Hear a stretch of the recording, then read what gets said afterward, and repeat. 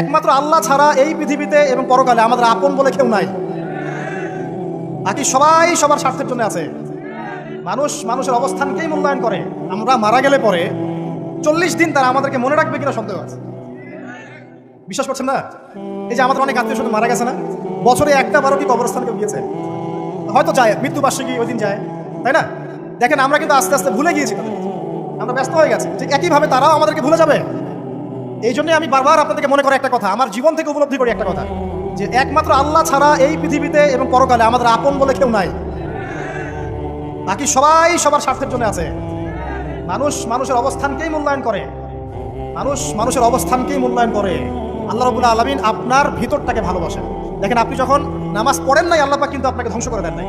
আল্লাহ পরম করুণাময় আপনাকে হেদায়েত দিয়ে নামাজি বানিয়ে দিয়েছেন। জীবনে অনেক পাপ করেছেন, ইনস্ট্যান্ট আল্লাহ পাক শাস্তি দিতে পারতেন, আল্লাহ পাক দেন নাই। আল্লাহ আপনাকে ভালোবাসেন, আল্লাহ আমাকে ভালোবাসেন।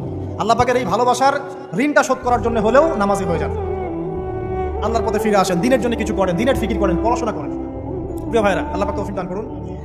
দেখুন, এই রিবা থেকে দূরে থাকার জন্য একটা হাদিস যথেষ্ট। এই 4 শ্রেণীর মানুষকে আল্লাহ রাসূল সাল্লাল্লাহু আলাইহি ওয়াসাল্লাম লাআনত করেছেন, অভিশাপ দিয়েছেন। ইনশাআল্লাহ আজকের লেকচার যাদের কানে যাবে, আমরা যদি না খেয়েও মরে যাই, আল্লাহ পাক না খেয়ে মারবেন না ইনশাআল্লাহ। রিজিক আছে, খাবো ইনশাআল্লাহ।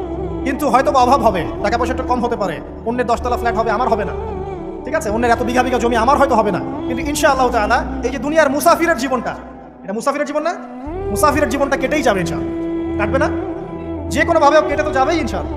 এই যে পরকালের জীবনটা একটা চেতনার শক্তি, জানেন? দুনিয়াতে যত বাধা বিপত্তি আসুক, গাল মন্দ খান, গিবত তহমত খান, কষ্ট হোক, নির্যাতন হোক, একটা বিষয় মনের মধ্যে শান্তি দেয়। কি শান্তি? যে এই দুনিয়ার জীবনটা তো আর চিরস্থায়ী নয়, এটা তো আর সারা জীবন থাকবে না।